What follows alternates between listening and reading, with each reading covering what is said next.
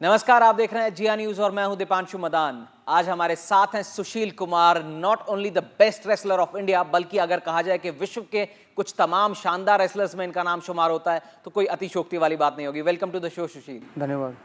तो अगले आधे घंटे तक आज हम सुशील पर ही चर्चा करेंगे और लगातार बात करेंगे कैसे इन्होंने कारवां का आगे बढ़ाया।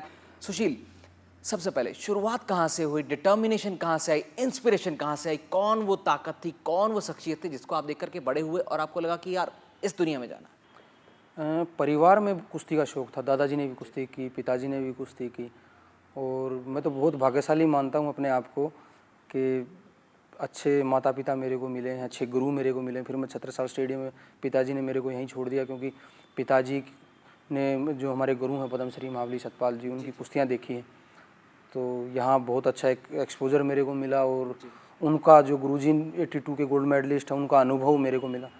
तो मध्यम परिवार से हूँ मैं और पिताजी अभी भी ड्राइवर हैं MTNL में और वो हमेशा जब भी मैं छत्रसाल स्टेडियम में ट्रेनिंग करता हूँ तो वो मेरे पास ज़रूर आते हैं।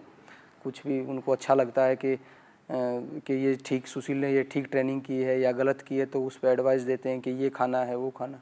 गुरुजी आते हैं।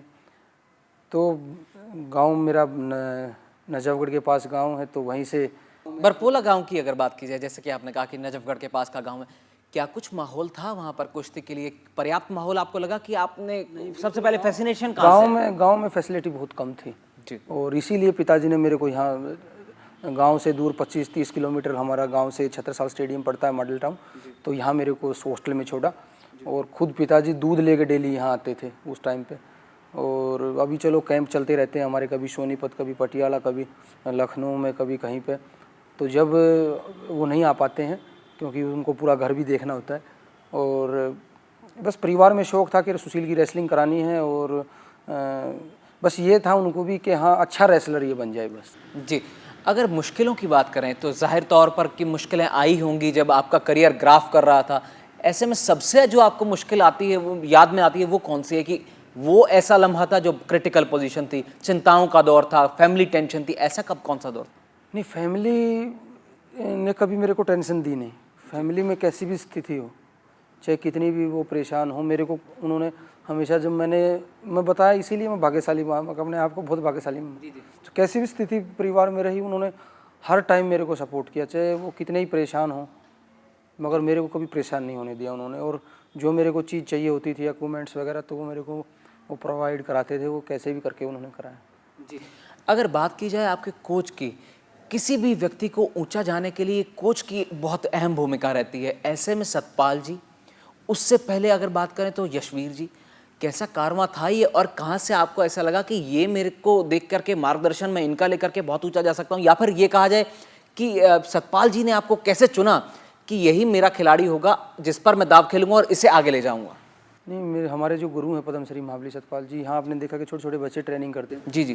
तो मैं 7वीं क्लास से यहाँ पे हूँ और यशवीर जी जो हैं गुरुजी के ही असिस्टेंट हैं और वो भी जब गुरुजी नहीं होते हैं तो वो काम को देखते हैं। तो बहुत आशीर्वाद उनका रहा है और हर टाइम उन्होंने देखा है कि हम क्या चीज़ को नई इसको सिखाएँ। और उनका मैं आपको बता दूँ कि स्कूल नेशनल जो छोटे बच्चों का होता है, स्कूलों में जब मैं पढ़ता था, स्कूलों की कुश्तियाँ होती हैं, जब से ही उन्होंने मेरे को बहुत सपोर्ट किया, हर टाइम मैट पे मेरे को रखा उन्होंने। नहीं, मैं शुरुआत पे आना चाहूँगा सुशील, कहाँ से शुरू हुआ, कैसे उन्होंने आपको पहचाना कि ये लड़का ऐसा लड़का है और मैं इस पर दाव यकीनन तौर पर खेलना चाहूँगा और ये बड़ा होगा? क्योंकि जब हमने उनसे बात की तो उन्होंने कहा कि मैंने पहले देखते ही इस लड़के को पहचान लिया था और कहा था कि एक दिन विश्वविख्यात रेसलर बनने की इसमें काबिलियत है। वो मुझे इंस्टेंस याद दिलाया। यहाँ पर कोई भी बच्चा एक आता है तो उसकी ट्रायल होती है, एक पूरा एक यहाँ रूल है कि हाँ भाई ट्रायल लेके ही बच्चे को यहाँ एंट्री मिलती है जी।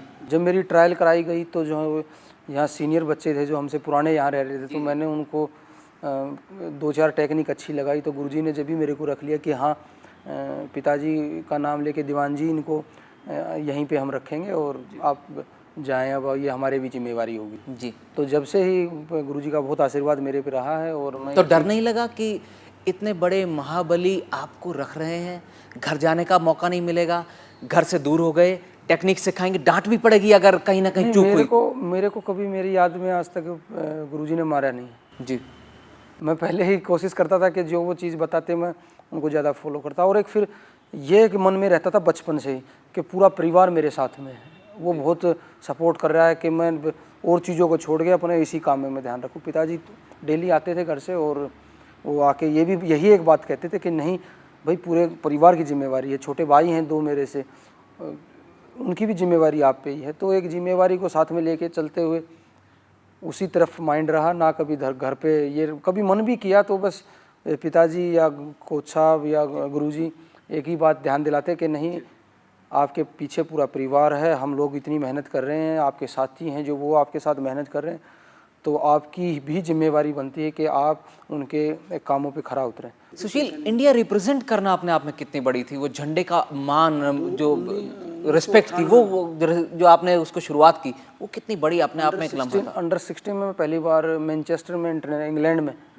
मेरा सिलेक्शन हुआ अंडर 16 में, तो वर्ल्ड चैम्पियनशिप थी अंडर 16 की, तो मैं पहली बार वहाँ वर्ल्ड चैम्पियन बना, पहला ही टूर्नामेंट में वर्ल्ड चैम्पियन बना। तो बड़ा ये था कि हम भी विदेश में जाएं, फ़्लाइट में बैठ के जाएं और हम देश के लिए खेलें, तो बहुत अच्छा वहाँ लगा। और यहाँ आने के बाद भी लोगों ने थोड़ा, गांव ने बहुत सम्मान किया मेरा, पूरे गांव में घुमाया और बहुत सम्मान गांव ने दिया। और उसके बाद फिर एक ये रह गया कि हाँ, इंटरनेशनल लेवल पर हम अच्छा कर सकते हैं, क्योंकि हम कैडेट लेवल पर अंडर 16 में हम कर सकते हैं, तो सीनियर लेवल पे भी हम कर सकते हैं।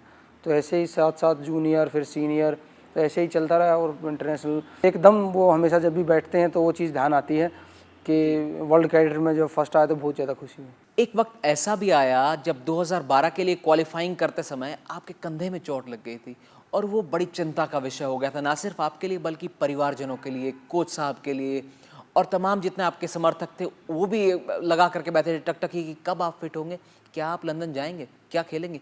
वो दौर कैसा था? कितने मुश्किलों का सामना करना पड़ा और कैसा टेंस? हम यूएसए ट्रेनिंग कर रहे थे कोलोराडो स्प्रिंग में, तो इतनी परफॉर्मेंस अप हो गई थी, इतनी ज़बरदस्त परफॉर्मेंस आ गई थी कि वहाँ जो कोचेज़ थे हम यूएसए के, वो बोल रहे थे कि ओलंपिक में इसका मेडल पक्का है, चाहे ये गोल्ड ले, सिल्वर ले या ब्राउन्स ले, पक्का कन्फर्म है कि ये मेडल लेगा।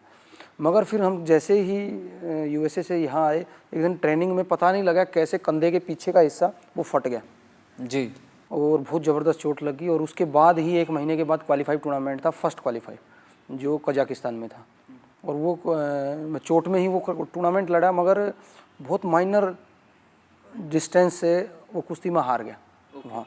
तो लोग बड़ी चिंता में रहे और गुरुजी बहुत चिंता में थे, माता पिता बहुत चिंता में थे कि यार इतने दिन से बेचारा मेहनत कर रहा है, वो क्वालिफाई नहीं हुआ एक चोट के कारण, मतलब ऐसे मौके पे चोट लगी।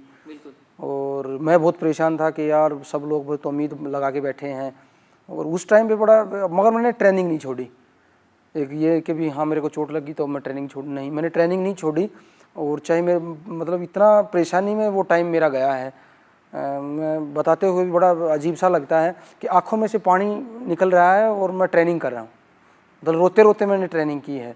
मगर बस ये था मन में कि ये लोगों की उम्मीद बनी हुई है कि यार ये जीत सकता है। और माता पिता ने बहुत मेहनत की, बहुत, जो मतलब अब उनको एक उम्मीद थी कि हाँ सुशील लंदन ओलंपिक में भी मेडल ले सकता है, गुरुजी को बहुत उम्मीद थी, तो सब लोग बहुत चिंता में थे। जैसे ही 20 दिन मेरी चोट ठीक हुई तो परफॉर्मेंस हमारी बहुत ऊपर गई। और जब हमने चाइना में वर्ल्ड का एक बड़ा मैं इससे पहले आना चाहूँगा कि जैसे आपने कहा कि चोट लग गई, काफ़ी समय लग रहा था आपको उबरने में, आपकी आंखों से आंसू बह रहे थे, मगर उसके बाद भी क्या कुछ आपके घर वालों ने खिलाया? दीवान जी की अगर बात करें, आपके पिताजी की, क्या उन्होंने आपको ऐसी टिप्स दी कि बेटा लगे रहो, या फिर क्या आशीर्वाद था उनका? मैं मेहनत करता रहा, छोटा भाई हमेशा साथ में रहता है अमरजीत, और जो मेरे साथी हैं परवेश है, अरविंद है, प्रदीप है, जयदीप है, धर्मेंद्र है, सभी लोग एक पूरा हमारा बड़ा अच्छा एक पूरा ग्रुप है, और हम 17-18 साल से साथ में हैं जी।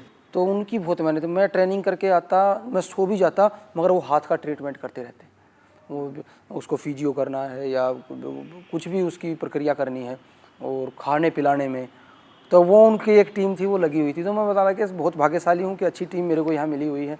माता पिता ने बहुत, उस टाइम पे वो 25-30 दिन जो पूरा 1 महीना था उसमें बड़ा परेशान था, तो पिताजी डेली आते, मोटिवेशन बढ़ाते, नहीं कर सकता है तू, और करता रहे।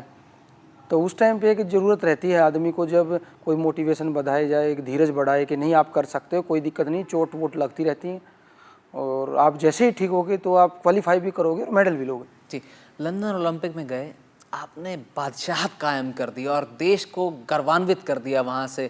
कैसा वो मोमेंट था? देश में आपकी एक छवि, एक नया सुशील कुमार पैदा हो रहा था, देश का बच्चा बच्चा आपको जानने लगा था। वो एक फीलिंग कैसी थी जब आप भारत लौटे तो आपका किस तरह से वेलकम हुआ और फिर आपको आगे क्या लगा कि अब क्या मुझे हासिल करना है? पूरा परिवार वहीं पे था, वाइफ थी मेरी वहीं पे, छोटा भाई था लंदन ओलंपिक में ही, वो कुश्ती देखने गए हुए थे। और तो लोग बड़े वहाँ पूरे जो इन्वायरमेंट था वो हमारा ही था जी। जितने भी लंदन में हमारे इंडियन रहते हैं वो सभी लोगों को कुश्ती पूरे स्टेडियम में मैं मानूँ कि उनकी बहुत सपोर्ट मिली है मेरे को। उन्होंने ये अपने आप में एक बड़ी बात है कि विदेश में जा करके और इंडियन माहौल वहाँ पे क्रिएट करना। अब उन्होंने मतलब ये पता लगते है कि हाँ आज सुशील की फाइट है तो हम सब अच्छा मैं बाहर निकला तो जैसे ही पता लग गया उनको कि ऐसे ऐसे कुश्ती जीतता हुआ आ रहा तो बाहर स्क्रीन लगी हुई थी स्टेडियम के। तो इतने ही इंडियन अंदर थे इतने ही बाहर थे। तो सभी लोगों ने मेडल जीतने के बाद इतना मतलब मेरा बाहर निकलते स्टेडियम से बहुत वेलकम किया। और इंडिया में आने के बाद तो आपने देखा कि सभी लोगों ने पूरे देशवासियों ने इतना सम्मान प्यार मेरे को दिया बहुत ज़्यादा। तो जब वो एक अपने आप को बड़ा खुशी महसूस हुई कि एक संतुष्टि हुई कि हाँ यार जो एक चोट में भी मैंने मेहनत की थी तो उसका ये फल है। मैं तो आपके माध्यम से जितने भी खिलाड़ी हैं मैं कहना भी चाहूँगा कि आप लगे रहें। एक टाइम ऐसा आएगा कि सफलता आपको मिलेगी। निश्चित तौर पर कहते हैं ना कि मुश्किलें इतनी आई कि आसान हो गई। वही कुछ सुशील के साथ भी रहा कि मुश्किलों के साथ लगातार लड़ते गए मगर कारवां जो था वो आगे लगातार बढ़ता गया। सुशील, जब आप भारत लौटे आपको इनामी राशि की घोषणाएं होने लग गई, विभिन्न सरकारें आपको लगातार पुरस्कृत करने लग गई। क्या कभी आपने इससे पहले ह्यूज अमाउंट कभी देखा था? क्या आपको पता था कि करोड़ों रुपए की फीलिंग क्या होती है? नहीं, पूरे देशवासियों ने दिखा दिया कि हम ओलंपिक स्पोर्ट्स को भी बहुत ज़्यादा प्यार करते हैं। और मैं ख़ास तौर पे धन्यवाद देना चाहूँगा मुख्यमंत्री भूपेंद्र सिंह हुड्डा जी का। मैं एक चीज़ कहता हूँ, मैं कहीं भी बैठता हूँ कि जो स्पोर्ट्समैन रोडवेज बसों में घूमते थे उनको ओडी गाड़ियों में बैठा दिया उन्होंने जी। तो इतना मैं उनको बार बार कहीं भी बैठता हूँ तो मैं धन्यवाद देता हूँ। और उन्होंने एक ऐसा इन्वायरमेंट कर दिया है उनकी वजह से पूरे, जैसे मध्य प्रदेश सरकार में शिवराज जी ने बड़ा अच्छा ऑनर किया, फिर यूपी सरकार ने ऑनर किया अखिलेश जी ने, तो उनके बाद मतलब सभी ने दिल्ली सरकार ने ऑनर किया, तो सभी ने बहुत ऑनर किया। और करोड़ों रुपया जो हम 6 मेडलिस्ट थे सबको हर जगह से मिला और एक पूरा एक सतर बना दिया कि हाँ आप अच्छा करिए और हम आपके साथ है, पूरा देश आपके साथ है।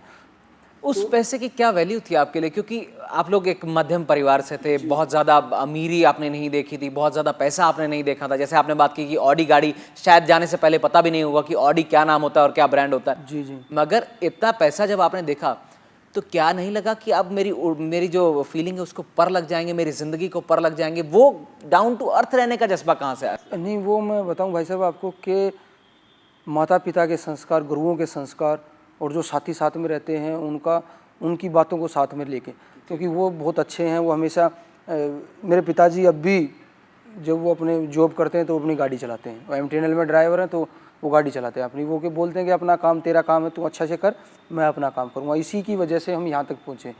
तो वो हमेशा डाउन टू अर्थ की ही बात करते हैं और आप मिले भी होंगे, उनको कोई ये नहीं है कि नहीं, जिस तरीके से वो पहले थे आज भी वो वैसे ही है। हाँ, वो चीज़ अलग है कि परिवार को एक सपोर्ट मिल गई है, परिवार एक सिक्योर है, वो चीज़ एक अलग है। और मैं बहुत बहुत धन्यवाद देना चाहूँगा इसी बात को लेके कि मुख्यमंत्री भूपेंद्र सिंह हुड्डा जी ने एक स्पोर्ट्समैनों को अकेडमियाँ आप एक कर दी हैं कि आप अकेडमियाँ खोलें और उसी सतर के खिलाड़ी आप तैयार। साथ में एक योजना भी ला दी कि पदक लाओ इनाम पाओ। पदक लाओ और पद पाओ। डायरेक्ट DSP, आप DSP की बात कभी आप देखोगे कि DSP एक बहुत बड़ी पोस्ट है, तो एक हुड्डा जी ने एक ऐसा ओनर खिलाड़ियों को दिया है, तो मैं मानता हूँ कि बहुत सपोर्ट। अगर सवाल यहाँ पर ये उठता है सुशील, इतना सब कुछ होने के बाद, इतनी सुविधाएं देने के बाद गवर्नमेंट आपके साथ में आ रही है, डोपिंग जैसी चीजें बीच में कहाँ से आ जाती हैं? सबसे पहले मैं चाहूंगा कि आप बताएं कि आखिर ये डोपिंग है क्यों, कैसे होती है डोपिंग, क्या कुछ इसका जरिया रहता है और क्या माइंडसेट रहता है एक खिलाड़ी का डोपिंग के जरिए? देखो, मैं एक चीज़ बताना चाहूँगा कि हमारे देश में जागरूकता कम है डोपिंग के बारे में। कुछ मैं हमेशा जहाँ भी मैं बैठता हूँ मैं एक ही चीज़ कहता हूँ कि अपने डॉक्टर से कंसल्ट ले करके ही आप सप्लीमेंट लें। इधर उधर की चीज़ें लोगे आप, चाहे आप कुछ भी ले लें, आप ये तो है नहीं कि 20 से आप 25 हो जाओगे, इतनी परफॉर्मेंस नहीं दे पाओगे आप। 20 से 25 हो जाओ तो सभी लोग डोपिंग लें और सपोर्ट करें अपना और स्पोर्ट्स में मेडल लें, 5-5, 6-6 ओलंपिक। और जो चीज़ बैन है आप डोपिंग लेके क्या कर लोगे, उससे आप अपना स्पोर्ट्स खतरे में डालोगे। तो मैं ये मानता हूँ कि जागरूकता कम है, तो ये चीज़ ज़्यादा देश में बढ़ानी चाहिए। आखिर है क्या डोपिंग? डोपिंग इतना मैं भी आपको मैं बताऊं, डोपिंग से आप ये जो मुझे पता है, जो लोगों की मानसिकता है कि मैं डोपिंग लेके ओपोनेंट को हरा लूँगा।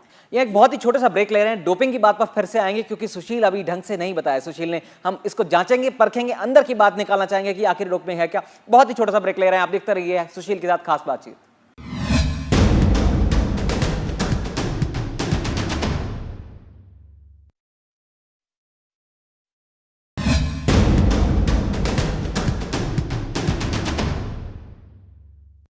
Welcome back after the break. आप देख रहे हैं सुशील के साथ खास बातचीत और हमने ब्रेक पे जाने से पहले सुशील से बात कर रहे थे डोपिंग पे।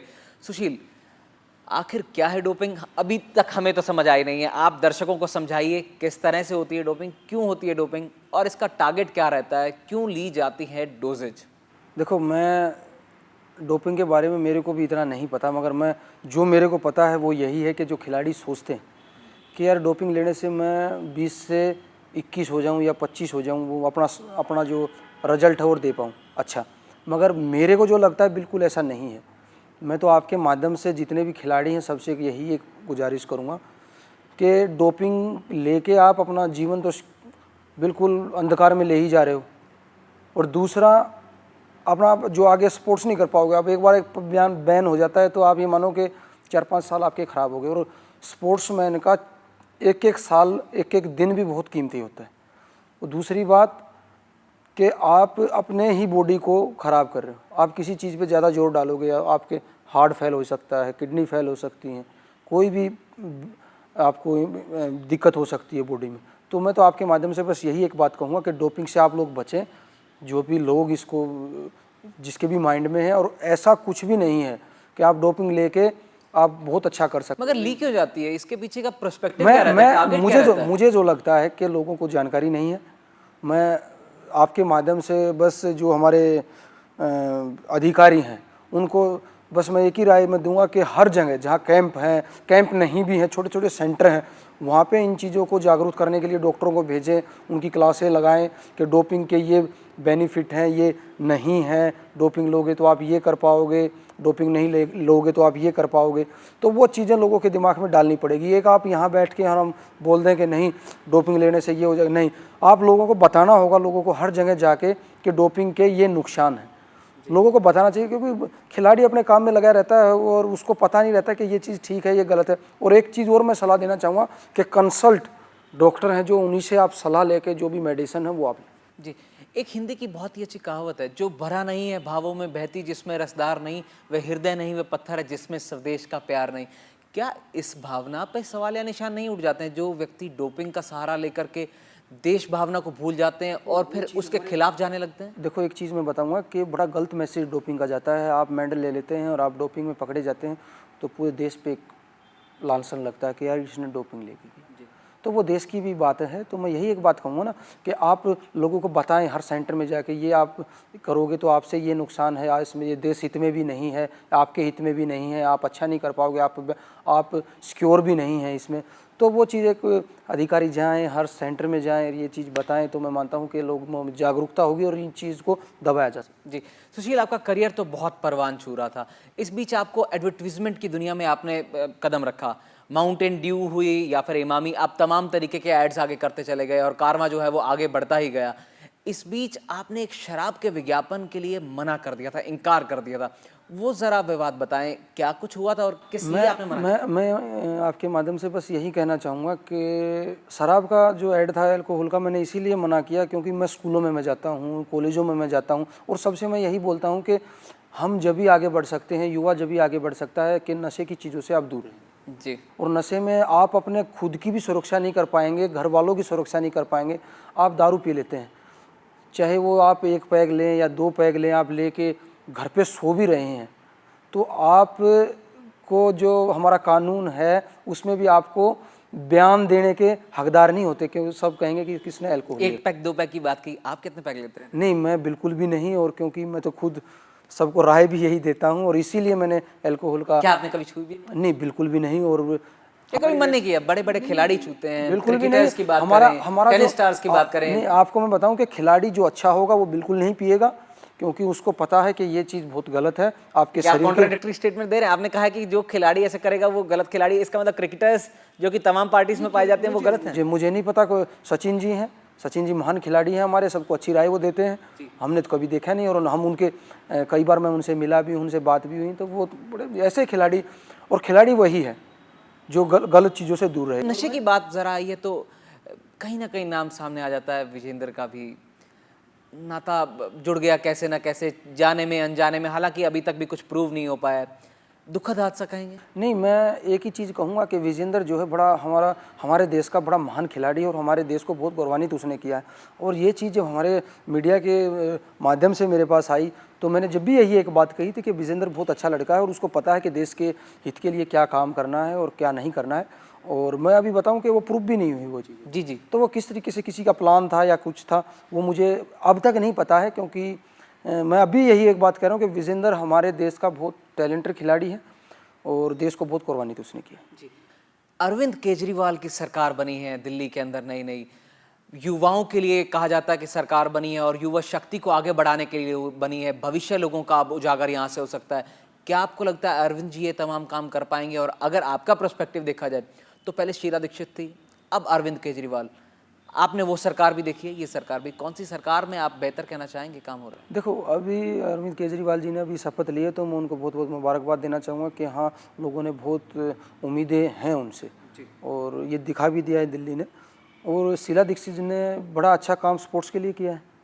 और जो देखो, हम खिलाड़ी हैं तो खिलाड़ी सियासत में नहीं फंसना चाहेंगे, मगर फिर भी नहीं, मैं यही एक बात कहूँगा कि जो खेलों के लिए अच्छा करेगा हमारे लिए तो वो बहुत अच्छा है, क्योंकि हम खेल के जरिए हम देश के सम्मान के लिए खेलते हैं, खेल के जरिए ही हम देश को सम्मान दिलवाते भी हैं। वहाँ मेडल जब मिलता है, नेशनल एंथम बजती है, हमारे देश का झंडा ऊपर होता है, तो वहाँ राजनीति की बात नहीं होती, वहाँ बस देश की बात होती है। तो जो भी राजनीतिक लोग हैं वो देश के लिए, खेल के लिए काम करेंगे, वही अच्छे हैं हमारे लिए। जी।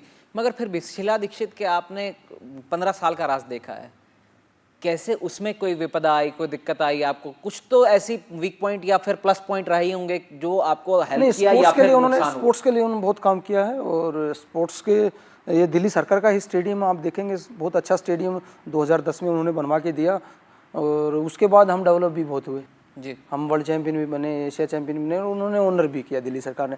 और अभी 2-3 दिन हुए हैं केजरीवाल जी को, और मैं मानता हूं कि स्पोर्ट्स के लिए वो अच्छा करते हैं, तो वो भी बहुत अच्छे मुख्यमंत्री बन सकते हैं। जी।